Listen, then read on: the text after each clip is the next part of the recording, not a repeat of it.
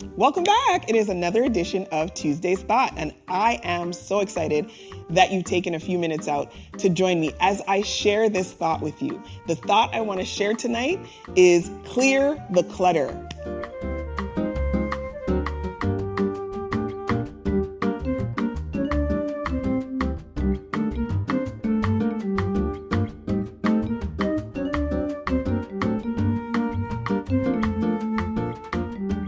Okay, so at the start of the pandemic, I decided that I was going to move. I was gonna, change homes.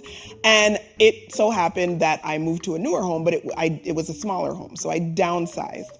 And of course, as a part of that process, I had to, get rid of certain things. I was preparing to move into the smaller space. Now, I tend to be a person who's typically pretty organized. I like to know where everything is, and I like, that everything has its space and so on.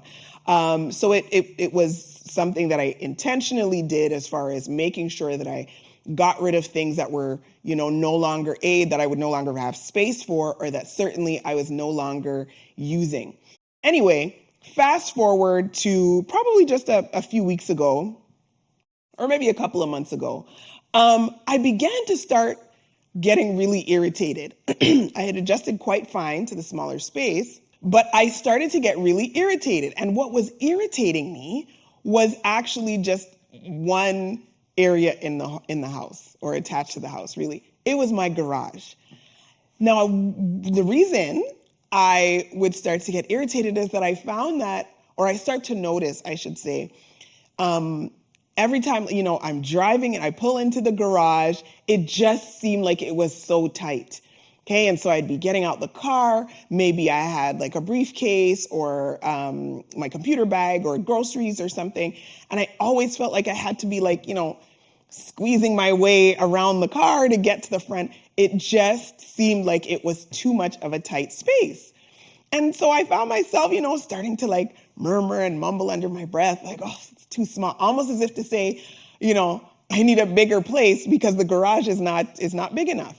Now, as ridiculous as that sounds, because I actually stopped in my tracks and I said to myself, wait a minute, Claudine, surely you cannot be making such a big deal about a space that literally you probably spend 5 seconds per day in, if that. You literally just drive in, get out, and move into the house.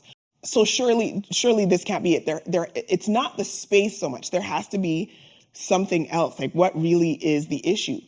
And as I literally began to look around in the garage, it occurred to me. I started to notice the things that I had stored in the garage. Now, mind you, certainly not a lot of things, and everything was kind of neatly, organized and stacked on shelving and so on. But I actually stopped to take a minute and see what was there. Okay, and when I did my investigating, what I realized was I had a lot of boxes of just old class notes. Now, mind you, I haven't been in school in a very long time, in many, many years.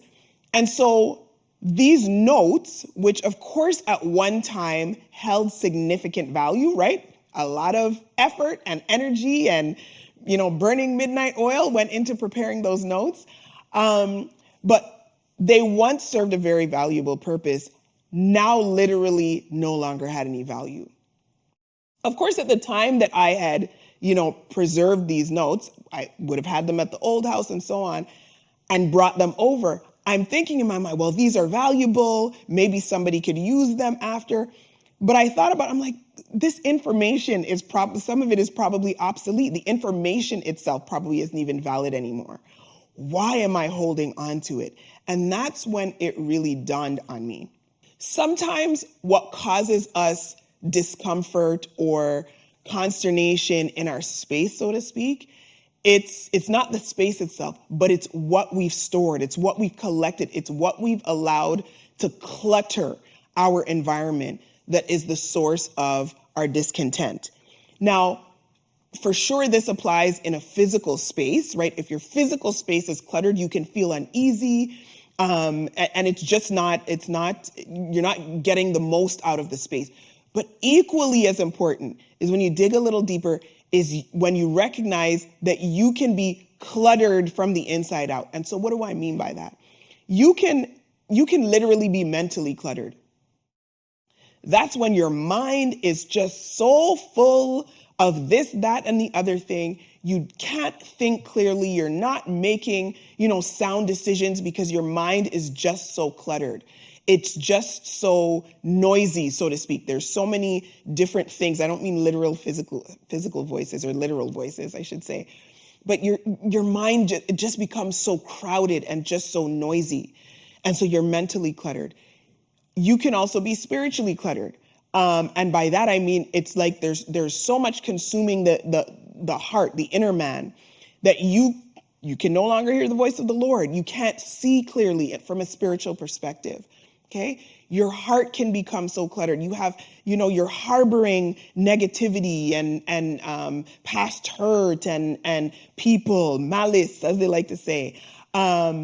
These are all things that can clutter us internally. And the clutter itself, things that we're holding onto, are actually keeping us from enjoying the fullness of what it is that we were meant to enjoy, right? Similarly with my garage, as I say, those notes no longer serve the purpose. They were for a particular season, and they are no longer of value in this season. So rather than complaining about, the space is so tight, it made me say, listen, space is not the problem. It's what's contained in the space that is.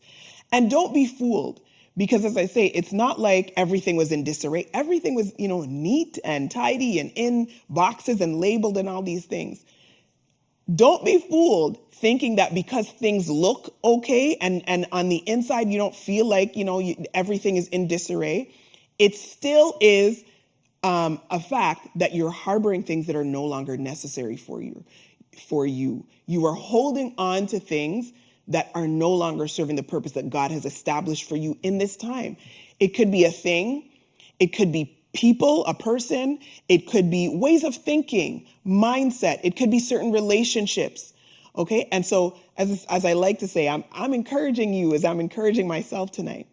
We need to take a look, a deep look, an introspective look at what are those things that may be crowding the space that we need to now clear away. And so you might ask, well, how do I do that? How can I clear my clutter? Of course, it's easy in the physical sense. First of all, you need to make a decision and you need to recognize that there is clutter that needs to be cleared away. Once you've established that, you need to identify what those things are. In my case, as I say, it's, the books and all the other things, the CDs, all the things that I now no longer use. You need to identify them.